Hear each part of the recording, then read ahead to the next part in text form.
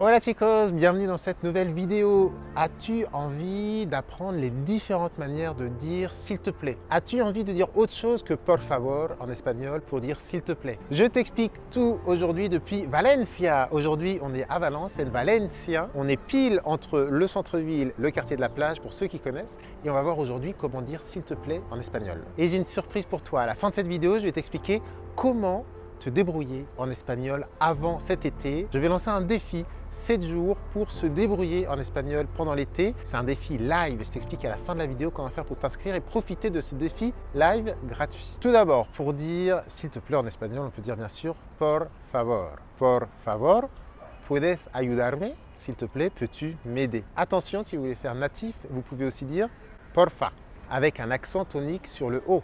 Porfa, porfa, puedes ayudarme?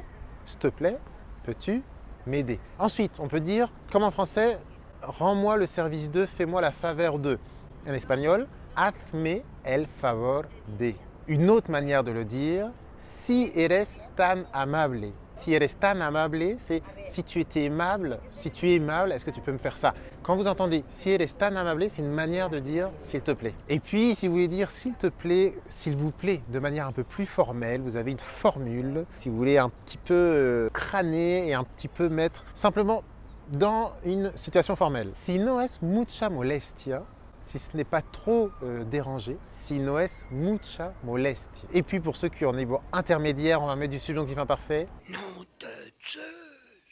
Te agradecería si pudieras. Te agradecería si pudieras. Et enfin, une formule passe-partout pour dire s'il te plaît, si no te importa. Ça, c'est une formule vraiment que j'entends tous les jours à Barcelone, même si aujourd'hui je suis à Valence, je l'entends aussi. Si no te importa, c'est-à-dire si ça t'embête pas, c'est une manière de dire s'il te plaît. Et enfin, tout ça pour vous dire que, en fait, les Espagnols ne demandent pas autant que nous, s'il te plaît, ou en tout cas, la politesse n'est pas la même en espagnol. Les Espagnols ne sont pas forcément moins polis, mais ils sont beaucoup plus directs. Donc, porfa, por favor, on l'entend, mais un espagnol va être beaucoup plus direct, il va dire dame. Ne soyez pas surpris si vous venez en Espagne et qu'on vous parle à l'impératif. Un espagnol va être poli, courtois, mais il va utiliser l'impératif pour te demander quelque chose. Donc ne sois surtout pas surpris si tu entends dame, donne-moi. Donc n'hésitez pas à utiliser l'impératif en Espagne. Et justement, si tu as prévu de voyager en Espagne, si tu as prévu de voyager en Amérique latine, ou si tu veux simplement mieux parler espagnol, je te lance un défi. Défi 7 jours pour se débrouiller en espagnol cet été. Pendant 7 jours, je te propose de me rejoindre dans des cours live. Le premier commence le mardi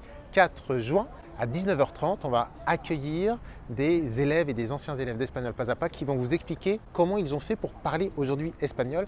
Ils vont vous donner un maximum de contenu, un maximum de conseils pour vous dire comment parler espagnol. Et puis ensuite, je prendrai le relais pendant plusieurs sessions. Dans la description, je vous donne les dates et les heures.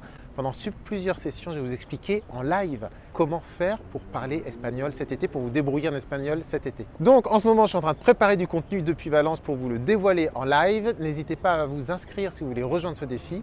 Dans la description de cette vidéo, je vous donne toutes les informations. Vous aurez des conseils en live, des fiches pratiques, des moments où vous pourrez me poser vos questions et puis vous aurez également plein de bonus, plein de cadeaux pendant ces cours en live. N'hésitez pas à vous inscrire, c'est dans la description de la vidéo. Muchísimas gracias por haber seguido este vidéo. Merci beaucoup d'avoir suivi cette vidéo sur les manières de dire s'il te plaît en espagnol et on a vu que finalement on peut être un petit peu plus direct. J'espère que ce cours vous a plu. S'il vous a plu, n'hésitez pas à mettre un petit like, vous pouvez aussi vous abonner et puis n'hésitez pas à vous inscrire au défi 7 jours pour se débrouiller en espagnol.